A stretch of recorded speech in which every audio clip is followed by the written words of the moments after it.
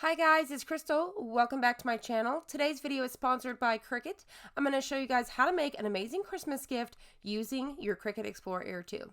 Now, if you focus on my box here, I also use my Cricut to make my Merry Christmas. I use black vinyl for that, as well as my little Christmas tag there. It cut that intricate cutout with glitter cardstock. So let's go ahead and get started.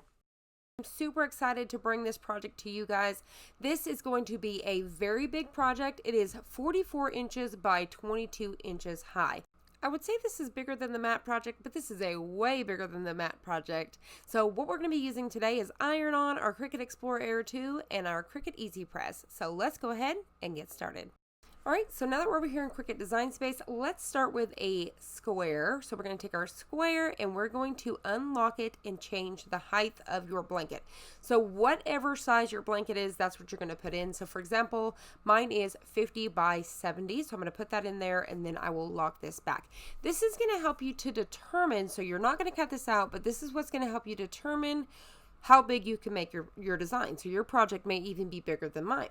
Next up, I'm going to go ahead and hit text and type out my last name. So I'm going to go ahead and do that. Now, if you're making this as a gift, you're going to type out their last name. I have it in all caps, and I've just kept it as the font that Cricut has pop up for you. So the one that is set to their preset. And then what I did was I went to images and I looked up the word family. So that way it was nice and elegant. It's already created for me. I really liked this one, and then I'm going to size it down to what I want. In case you guys are wondering where I got this idea from, it simply was a sign. I seen a sign with this saying before and I decided I wanted to do this on a blanket. So next up, what I'm going to do is I'm going to type out established and the year. So whatever year, you guys were married, or whether this is a gift, so on and so forth. So that's what I'm going to do now. And then I will size this. I also kept established in all caps as well. Once again, you could change these fonts and you could do whatever you want. So what I'm going to do is kind of figure out about where I want this to be. Next up is going to be my lines. I'm going to get a square, I'm going to unlock it, and then I'm going to size this to wherever I need it. So this is how I create my lines. You can make them as thin or as thick as you want to, bring it over and then continue to play around with that. Once you have it where you want it, hit the lock button back and then go up here to the top right, hit duplicate, get you a second one, and bring it to the other side. So that's just kind of how I do that. I accidentally moved my background, as you can see, and I'm going to fix that now. So I'm just scooting that over just like so, and then next up I'm going to type out text again, and I'm going to go ahead and put out this entire saying here. Now, what's really cool is normally in projects this would be super tiny font, but because this is a very large project, this is actually going to be about an inch tall, each one of these. So that's pretty cool on this. I really like that. So what I'm going to do is type all of this stuff out, and then I'm going to figure out exactly where I want this to kind of go. Now on the right hand side, you're going to notice those little tiny pieces right there. So those are like warnings telling you this is way too big for your mats. You're going to have to size it down. So what I'm going to do is I'm going to click each one of these and hit ungroup. So now it's going to make them all individual letters except for the word family, because that's an image. I'll show you that in a minute.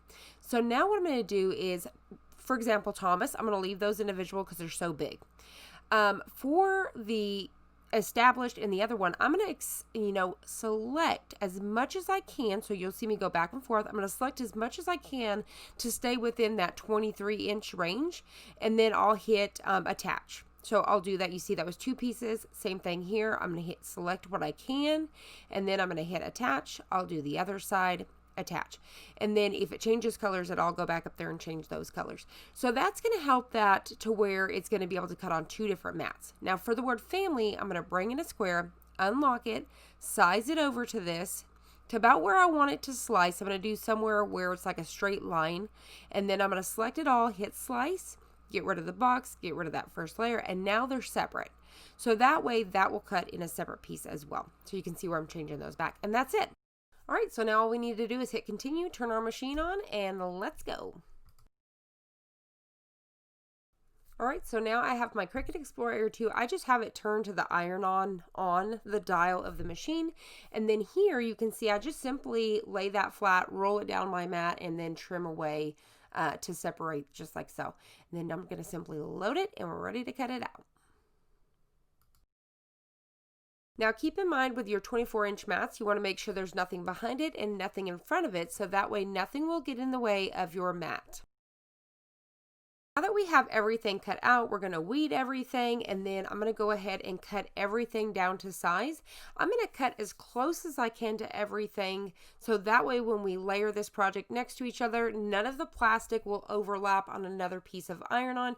If you accidentally get a piece of iron-on underneath the plastic of another one, when you go to apply the iron, that's going to actually stick to that plastic. So definitely keep that in mind and trim as close as you can when you know that pieces are going to get close to each other. Then what I'm going to do is I'm simply going to stack everything together, kind of roll stuff together that belongs together. So that way it just keeps everything nice and tidy, because this is such a big project, you don't want to lose anything. And then what we'll do is we'll slide everything out of the way and we'll go ahead and get our blanket down. So what you're going to need is a blanket of some sort. This is a really thin fabric that you probably would really want to use as a decorative piece. I found it on Amazon. I'll have it linked down below, but you could definitely use any other blanket. I wouldn't recommend anything that's too fluffy. I would stick with something a little bit more flat like this. So what I'm going to do is I'm going to use my Cricut ruler to figure out my size. So I know that it's 22 inches high. So what I'm doing is using my Cricut pins here to figure out about, let's say 12 inches, about 11 and a half actually. I'm going to go ahead and get these needles down so I know the top of my design. So what this is doing here at 11 and a half inches is it's half of the design on this side of the blanket. So whenever I do the other side of the blanket, it's perfectly going to be even. Does that make sense? So what I'm going to do is line all of these up against to where those needles are. So these are going right below those, and then I'm just going to go straight across. Then I'll realize, okay, well, I need to move them over just a little bit and get those just perfect. Then I could take my ruler, measure on each side, make sure they look, perfect, move everything over accordingly, and then you're ready to go. So I'm simply going to use some of my Cricut heat tape to hold these down. This is really going to help since it's such a big project, and we're going to be sliding our mat back and forth underneath this. Now, if you had multiple mats, you could go ahead and get those lined up at one time, but because I have one big mat, I'm going to go ahead and slide that underneath. You could use whichever size mat and whichever size easy press you have. So I'm going to go ahead and get my easy press down, and I have it at 315 for 30 seconds, and then I'll just keep sliding my mat over and then bringing my press down. So I'm just simply moving my mat, grabbing my press again, and going back down. So it just makes it pretty easy, and that heat tape really helps to hold these pieces together, so that way while I'm moving everything, it doesn't shift anything. So I'm just kind of holding that down, and then once that's done, I can stretch it all back out, and then I can start to pull all those pieces of plastic off, just like so.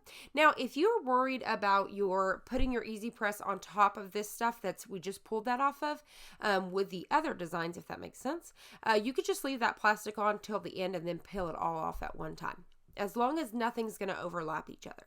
All right, so now for the next one, I'm just going to move up a little bit. I've unfolded the blanket. I don't have it stacked anymore.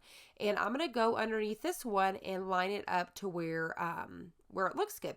So then you definitely want to use your heat tape. I didn't do that here, but you definitely want to do that to make sure it's going to stay in place. Now keep in mind, these are two separate pieces. I've trimmed them super close.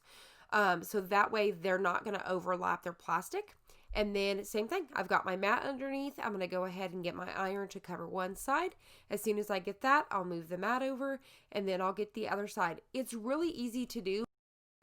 I know that a project of this size may seem overwhelming, but I promise you it is very easy to do. Once you get that first word down, everything's going to fall into place after that. As long as you line it up like I showed you at the very beginning, you could use tape, you could use your little push pins, whatever it may be to get that exact placement of that first word. Everything, like I said, is just going to follow afterward. At this point, you're just basically repeating yourself. You're just going to continue to come down layer by layer, lining it up until it looks good, taping it down with your heat resistant tape, and then getting your mat under there and pressing it. I will tell you guys, it took me about a roll and a half for this project, so not bad at all. And the blanket was super cheap. So this is a super cheap project, but looks super, super expensive. So That's the one thing I love about the Cricut Explore Air 2 is I have been able to personalize a lot of gifts, especially with the holidays at Christmas time, you know, whether it's putting somebody's monogram on a hairbrush or making those special Christmas tags with somebody's name on it. For example, if you guys refer back to the very beginning of this video, you guys will notice that I cut out that Christmas tag and you'll see how intricate that cut is. And then I also cut out adhesive vinyl where it says Merry Christmas on that box, and then I applied it on the box. So it looks very personalized and unique. So you can simply purchase some white Christmas boxes and personalize them your own. You can layer it with different colors of vinyl, whatever you want to do. So the possibilities truly are endless when it comes to this machine, and it's just been one of my absolute favorites. If you guys have followed me for a while, you guys know this is the machine that I reach for 99.9% of the time, and I just love it. So like I said, I'm just repeating myself at this point. I'm just, you know, going over everything. And then I do want to say that when you get towards the end here, as soon as you're done with this, if this is something that you're going to wash, make sure that you guys flip it over and press everything again for 15 seconds. Now, if it's going to be a decorative piece, you're fine. But if you're going to give it away as a gift, highly recommend that you guys flip it over and press everything again for another 15 seconds. Let me know down below what projects are you guys working on this holiday season with your Cricut Explore Air 2 or your Cricut Maker. Maybe it's your Cricut Joy. Let me know what projects you guys are making. Is it a Christmas card, Christmas ornaments? Is it gifts? Let me know. I hope you guys enjoyed this. I hope you found it helpful. If you did, please hit the like button down below and subscribe, and I'll see you on the next one.